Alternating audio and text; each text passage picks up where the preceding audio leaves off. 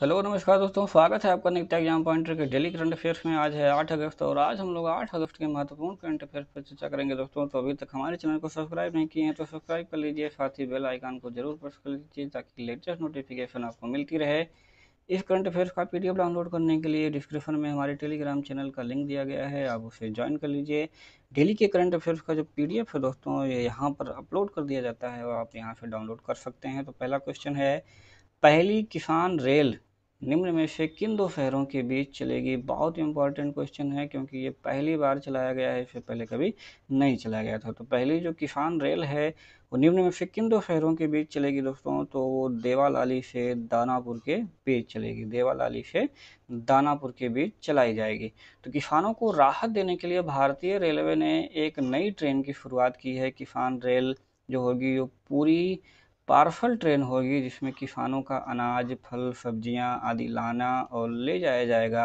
अब तक फल, सब्जी आदि एक जगह से दूसरी जगह सड़क से होते हुए ट्रकों में जाता था।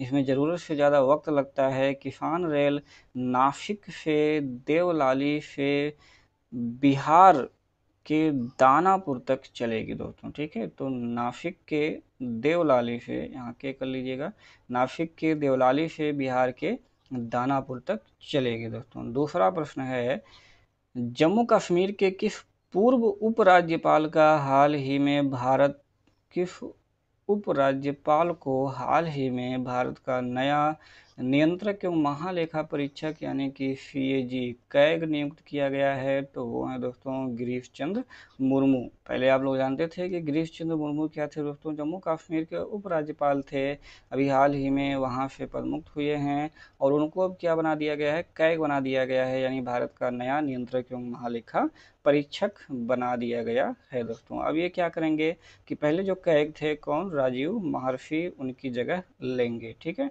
तो 31 अक्टूबर 2019 को हम जाते हैं कि जम्मू कश्मीर को यूटी बनाया गया था और ये पहले उपराज्यपाल के रूप में कार्यभार संभाले थे गिरीश चंद्र मुर्मू, ठीक है। और ये क्या है दोस्तों? गुजरात कैडर के आईएएस रहे हैं, गुजरात कैडर के, आप ध्यान रखिएगा। अगला प्रश्न देखेंगे, हाल ही में किस राज्य सरकार ने तेंदुपत्ता संग्राहक सामाजिक सुरक्षा योजना की शुरुआत की है? तो वो की है दोस्तों छत्तीसगढ़ सरकार ने। तेंदुपत्ता संग्राहक सामाजिक सुरक्षा योजना की शुरुआत किस राज्य ने की है? तो वो छत्तीसगढ़ सरकार ने की है। तो छत्तीसगढ़ के मुख्यमंत्री हैं दोस्तों भूपेश बघेल। इनके द्वारा तेंदुपत्ता संग्राहकों के लिए एक सामाजिक सुरक्षा योजना शहीद महेंद्र कर्मा तेंदुपत्ता संघर्ष समाज सुरक्षा योजना की शुरुआत की है। तेंदू के पत्ते बीड़ी बनाने के लिए इस्तेमाल होने वाली राज्य के वनवासियों द्वारा एकत्र की जाती है, जिसे बाद में राज्य सरकार द्वारा खरीदा जाता है। कांग्रेस नेता महेंद्र कर्मा के नाम पर तैयार की गई इस योजना का उद्घाटन उनकी जयंती के अवसर पर किया गया है। अगला प्रश्न है, दिल्ली की किस मशहूर लेखिका एवं सामाजिक कार्यकर्ता का 63 वर्ष की आयु में निधन हो गया? 63 वर्ष की आयु में निधन हो गया। तो वो है दोस्तों कौन? सादिया देहलवी, ठीक है, सादिया देहलवी।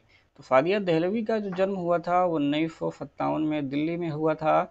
दिल से वह एक सूफी महिला थीं। सूफीवाद पर उनकी जो पहली पुस्तक थी Sufism the heart of Islam 2009 में हार्पर कॉलिंग्स इंडिया द्वारा प्रकाशित हुई थी, जिसने उन्हें सुर्खियों में ला दिया था। उनकी और भी लोकप्रिय पुस्तकों में द सूफी कोडियार, दिल्ली की दरगाह 2012 और जैस्मीन एंड जिन्स यादें और व्यंजनों की मेरी दिल्ली 2017 शामिल हैं। वो एक फिल्म निर्माता भी थीं और उनके कामों में द सूफी कोडियार, अम्मा एंड फैमिली और खुशवंत सिंह के साथ not a nice man to know भी शामिल हैं। तो अगला प्रश्न है, भारतीय रिजर्व बैंक आरबीआई ने निम्न में से किस योजना के तहत बिना इंटरनेट के 200 रुपये का ट्रांजैक्शन सुविधा शुरू की है?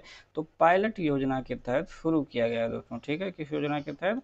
पायलट योजना के तहत दोस्तों, कि अगर इंटरनेट जहाँ पर नहीं चल रहा है वहाँ पर भी 200 रुपये का ट्रांजैक्शन जो है किया जा सकता है। तो पायलट योजना के तहत 200 रुपये की ट्रांजैक्शन सुविधा की शुरुआत की है। इसके तहत क्या होगा कि एक बार में 200 रुपये तक भुगतान की अनुमति होगी। इस पहल का मकसद क्या है? उन जगहों पर भी डिजिटल लेन-देन के लिए ग्राहकों को प्रोत्साहित करना, जहां इंटरनेट से संपर्क की कनेक्टिविटी कम है। केंद्रीय बैंक की अधिसूचना के अनुसार पायलट योजना के तहत भुगतान कार्ड, वॉलेट या मोबाइल उपकरणों या अन्य किसी माध्यम से किया जा सकता है। ठीक है।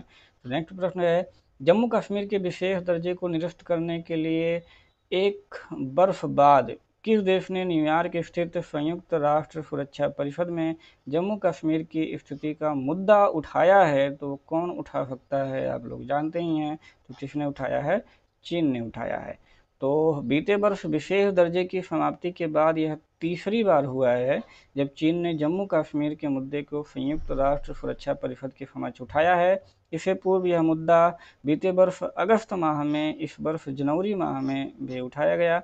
हाल ही में चीन के विदेश मंत्रालय ने कहा था कि चीन कश्मीर क्षेत्र की स्थिति पर बारीकी से नज़र बनाए हुए है और कश्मीर के मुद्दे पर चीन की स्थिति सुसंगत और स्पष्ट है। चीन ने कई बार जम्मू कश्मीर की स्थिति को संयुक्त राष्ट्र सुरक्षा परिषद के समक्ष उठाकर कश्मीर के मुद्दे का अंतर्राष्ट्रीयकरण करने की कोशिश की है।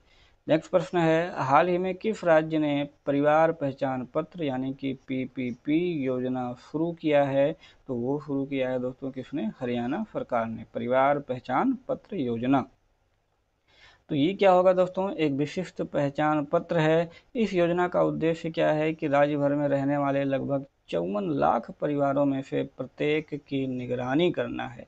इसके तहत प्रत्येक परिवार को एक एकल इकाई माना जाएगा और 8 अंकों की विशिष्ट पहचान संख्या आवंटित की जाएगी दोस्तों। ठीक है।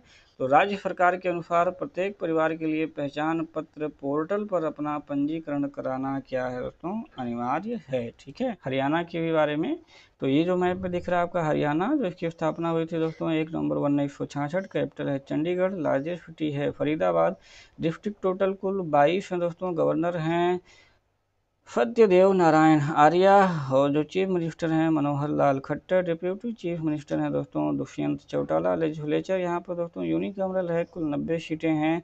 पार्लियामेंट कॉन्स्टिट्यूटिव में राज्यसभा की 5 सीटें और लोकसभा की कुल 10 सीटें हैं दोस्तों। चलिए अगला प्रश्न अब हम लोग देखेंगे, गुयाना के नए प्रधानमंत्री के रूप में किसे नियुक्त किया गया है? तो वो नियुक्त किया गया है दोस्तों मार्क एंथोनी फिलिप को। मार्क एंथोनी फिलिप को गुयाना के नए प्रधानमंत्री के रूप में नियुक्त किया गया है। ये दक्षिण अफ्रीका का एक छोटा सा देश है दोस्तों Guyana.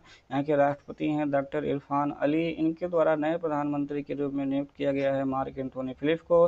Brigadier Mark Anthony Philip Guyana रक्षा बल के पूर्व चीफ ऑफ स्टाफ हैं। उन्होंने 2013 से 16 तक इस पद पर कार्यरत रहे हैं। गुयाना के पूर्व राष्ट्रपति भरत जगदेव को भी मंत्रिमंडल में शामिल किया गया और भरत जगदेव ने उपराष्ट्रपति के रूप में शपथ ली।